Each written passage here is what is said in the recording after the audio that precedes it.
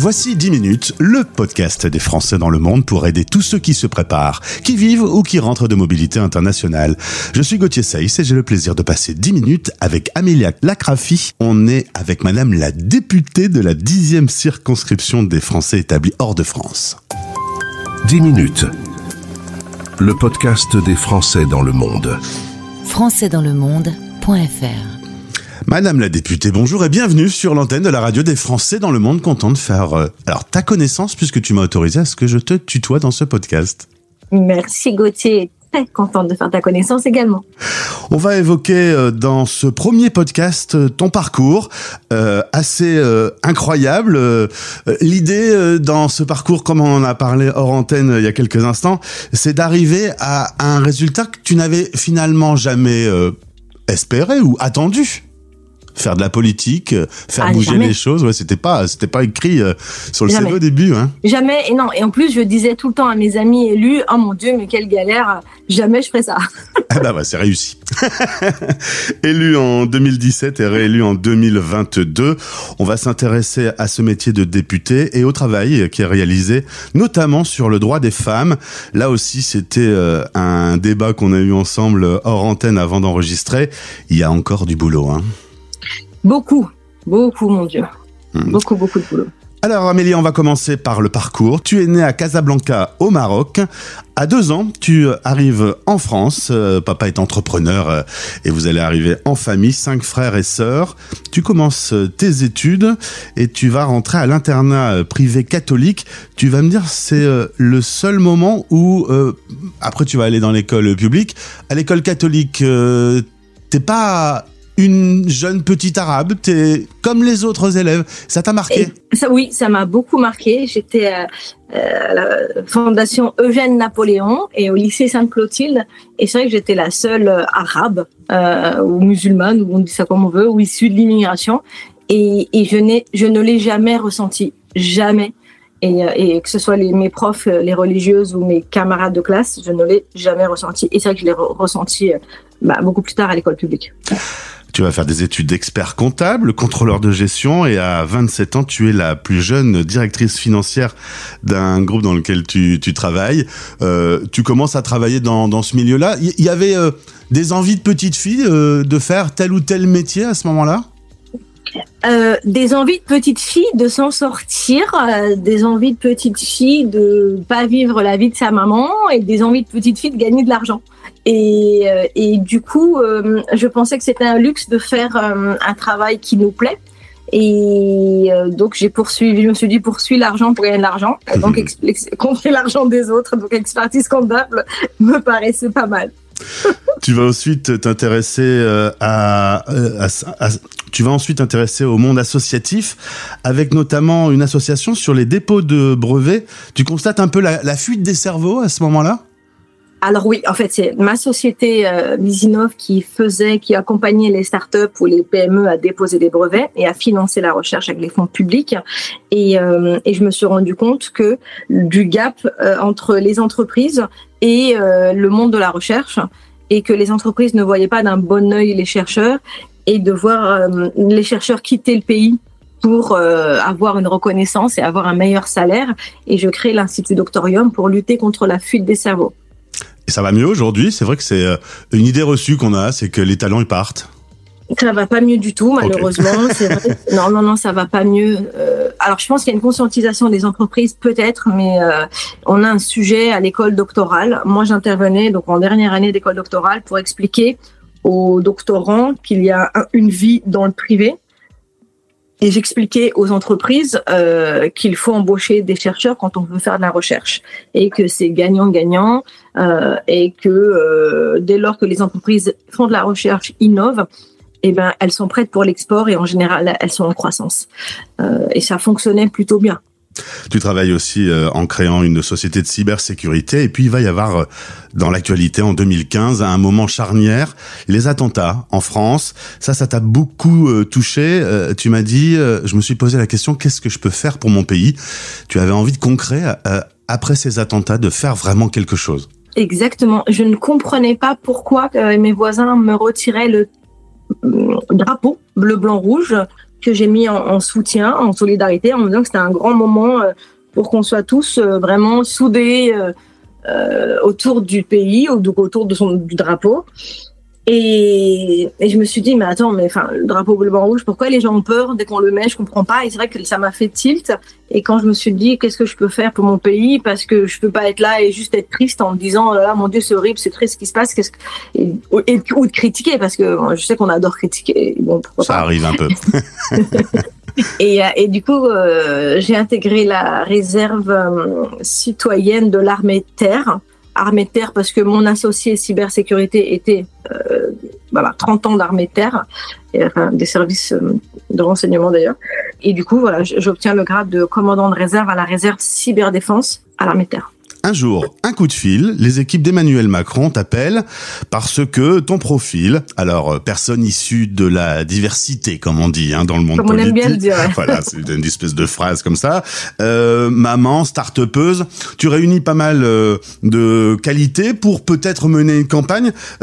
Tu vas d'ailleurs apprendre que on t'a sélectionné pour mener ce combat en pensant que t'allais perdre. C'est agréable. Oui, c'est vrai que je suis contente de ne pas l'avoir appris avant, parce que c'est vrai que si on part dans sa tête avec l'idée qu'on va perdre, je pense qu'on perd. Comme je ne savais pas que c'était pas possible, ça a été possible. Et c'est vrai que ça, c'est une phrase qu'on dit souvent. Je fais cette campagne en me disant, mais il n'y a pas de raison. Alors voilà, on prend ça comme un projet, donc en mode de gestion de projet.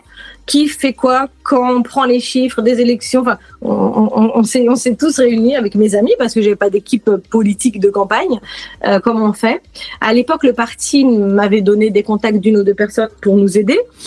Mais en fait, rapidement, ils se sont rendus compte qu'on n'avait pas besoin d'eux. J'avais vraiment une super équipe, une sœur hyper forte sur les textes qui savait en fait rendre mon discours technique simple.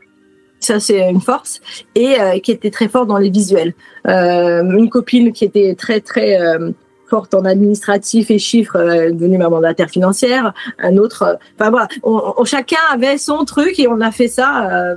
Une vraie équipe de gestion de projet. Avec des étapes, un objectif et on a atteint l'objectif. Eh ben ouais, carrément, puisqu'en 4 semaines de campagne seulement, cette méthode chef d'entreprise fait que tu vas te retrouver élu de la République. On est en 2017. Petite remarque un peu plus privée. Lorsque tu dis à ta fille que tu vas te porter candidate pour être députée, elle dit ça tombe bien. De toute façon, un jour je serai présidente, donc ça match. Ouais, ça j'adore. Vraiment, c'est un souvenir que j'adore parce que c'est la première personne à qui j'en parle quand je raccroche, en lui disant qu'en penses-tu en fait. Presque est-ce que j'y vais pas, j'en sais rien. Et elle me dit mais attends maman, c'est super. Comme j'ai prévu d'être président de la République, parce que tu m'as toujours dit que tout était possible dans la vie. Si t'es député, tu peux m'aider, tu pourras m'aider, t'auras déjà un pied dedans. Et vraiment, cette réponse m'a subjuguée. Et on te dit, t'as l'air sincère, donc on va te suivre. C'est rigolo de se dire que c'est la sincérité qui va rendre le projet possible. C'est vrai, mais en fait, malheureusement, on le ressent encore aujourd'hui. Quand on dit oui, un tel à la télé, on en a marre des éléments de langage. C'est des éléments de langage, c'est des robots qui parlent. On comprend rien à ce que vous dites. Vous manquez d'empathie, vous manquez de ceci. On en a marre des politiques. Je l'ai ressenti sur le terrain et quand en début de chaque réunion, on me disait ma petite dame, vous avez l'air bien sympathique, mais nous on vote à droite. C'est pas grave. Quand je leur dis c'est pas grave, votez pour qui vous voulez, je m'en fiche. Mon équipe hurlait pour dire Amélia, plus jamais tu te dis ça. Je dis non, mais en fait ils font ce qu'ils veulent. Et puis de toute façon, qu'ils me disent devant moi je vais voter pour toi, et puis dans l'urne ils font ce qu'ils veulent, aucun intérêt. Donc oui, ils font ce qu'ils veulent. Et qu'à la fin de cette même réunion, les mêmes venaient me voir en me disant vous avez l'air sincère quand même. Ouais, ça m'a beaucoup touchée parce que moi je leur dis je suis pas une femme politique. Je prends ce projet, cette mission comme un projet intéressant et plus une mission qu'un travail. Et ok, donc comment je peux, à mon niveau, apporter quelque chose? C'était il y a 7 ans. Du coup, pour répondre à la question que puis-je faire pour mon pays, est-ce que tu as l'impression que tu as fait le bon choix de te lancer dans la politique, qui est un monde très dur, très masculin aussi, on va pouvoir en parler dans le second podcast.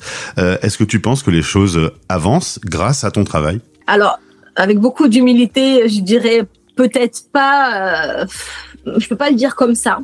les choses avancent grâce à un travail en commun. C'est pas mon travail à moi, c'est mon travail plus les ministres, plus nos Français à l'étranger, nos élus à l'étranger. On a de la chance d'avoir des élus aussi, des conseillers des Français à l'étranger qui aident. On a la chance d'avoir des diplomates extraordinaires, des consuls qui font un job de folie, qui comptent pas leurs heures. Enfin, c'est lui plus elle qui font que et moi c'est vrai que je fais très attention et je me dis ma petite pierre à moi c'est donc dans la commission où je siège aux affaires étrangères j'aime bien rappeler constamment mes collègues qu'il faut arrêter de dénigrer le pays. Ça, j'ai fait un coup de gueule cette semaine en disant est-ce qu'on peut arrêter de dire on s'est fait virer comme des malpropres de l'Afrique? Non, on ne s'est pas fait virer. Est-ce que vous pouvez un peu aimer la France, aimer votre pays? Parce que quand un parlementaire dit ça, ben moi, un ministre saoudien, émirien, émirati, omanais, koweïtien me dit ah ouais, vos députés disent ça, mais la France, c'est devenu un pays tiers-monde. Non, arrêtez de dire ça. Il y a 4 pays africains qui ont eu des coups d'État, et moi, qu'un voyou en treillis renverse un chef d'État élu démocratiquement, là je pense à Bazoum qui est encore arrêté, Bazoum élu démocratiquement, qui a lancé des réformes, des hôpitaux, des routes, une centrale électrique, et que le monsieur en treillis préfère les Russes parce qu'ils vont gentiment piller les mines du Mali et laisser crever les Maliens, ben moi je pense qu'on peut pas être des amis de ces gens-là. Donc je peux pas dire que je me suis fait virer par le Mali. On est en désaccord avec des putschistes qui ont renversé un président. Et ça m'agace. Et je dis, est-ce qu'on peut pas parler des 50 ou 51 pays avec qui ça se passe bien que des 3 ou 4 avec qui ça se passe mal? Et voilà. Donc moi, je rabâche ça. Et du coup, certains viennent me voir et me disent merci Amélia, merci de dire ça tout le temps. Et à l'étranger, du coup, je fais on appelle le service après-vote ou le service après-vente. J'explique ce qu'on fait. Et quand il se passe des choses comme par exemple les caricatures, et qu'il y a un attentat à Jeddah contre le consulat de France et qu'on a des agents de sécurité qui sont blessés, et c'était le consul et la France qui étaient attaqués à Jeddah à cause des caricatures en France, et que les Français de Jeddah, je suis partie les voir tout de suite pour leur montrer mon soutien, qui me disent est-ce que vous pouvez demander d'arrêter que nos vies à l'autre bout du monde en fait sont en danger à cause de vos conneries en France. Bon, c'est dur de leur dire à ce moment-là non mais liberté d'expression, le journaliste fait ce qu'il veut, même si je suis totalement pour la liberté d'expression. Mais après il faut aller expliquer, et ce que je fais, du coup c'est là où je dis SAV, dans ces pays-là, tous les pays du Golfe, j'ai fait tout le tour et je le fais tout le temps pour dire c'est pas Macron en fait qui a fait les caricatures. La presse est indépendante. Le président est caricaturé lui-même matin, midi, soir, dans des choses que si on le faisait dans n'importe quel autre pays au monde, les gens seraient arrêtés. Enfin, et surtout dans ma cerveau. Et c'est vrai qu'ils ont certains du mal à comprendre dans les pays de ma circonscription qu'un journaliste fasse exactement ce qu'il veut, qu'un député fasse ce qu'il veut, ou qu'une la maire de Paris qui va décorer des opposants du royaume du Bahreïn, et le royaume du Bahreïn va annuler sa visite d'État parce que il pense que c'est la France, donc le président. Et là, moi, je suis là à leur dire non, et à expliquer la maire est indépendante totalement, et en plus, elle est opposée au président de la République, elle est de gauche, on est là. Et ce travail-là, c'est un travail qu'il faut faire. Je sais que nos ambassades essaient de le faire, mais elles n'ont pas la parole aussi libre que les parlementaires. Et du coup, moi, je peux avoir une parole extrêmement libre. Et c'est vrai que on fait souvent bad cop, good cop, bad cop avec les ambassadeurs, et qu'ils me disent à moi ce que eux ne peuvent pas dire. Et moi, je mets les pieds dans le plat sans problème. Et voilà, je peux même hausser le ton pour dire attendez, c'est pas la France, c'est pas le président, c'est un élu, et malheureusement ou heureusement, on a la séparation des pouvoirs. Et je me dis, il faut le faire. Et c'est bien que je le fasse. Amélia, madame la députée des Français établis hors de France, avec 3 millions et demi de Français qui vivent hors de nos frontières. La radio des Français dans le monde a tendu son micro à aujourd'hui 2345 personnes. Je suis toujours très surpris que cette diaspora qui porte des belles valeurs, d'une belle culture et d'un beau pays, on s'en occupe très peu de ces Français de l'étranger. On les écoute peu, ils sont souvent caricaturés, on part pour des raisons fiscales, etc. C'est quand même étonnant de ne pas capitaliser sur cette force. Alors, on le fait quand même. C'est vrai que moi, ça m'a agacé de voir que mes collègues de France, quand on demande, on n'est que 11 sur les 577 à représenter les Français et l'étranger, donc ça fait pas beaucoup.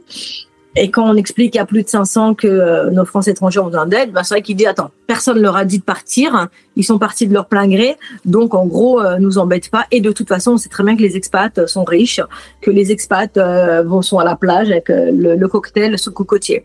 Et du coup, moi, j'en ai fait un livre pour expliquer qui sont-ils.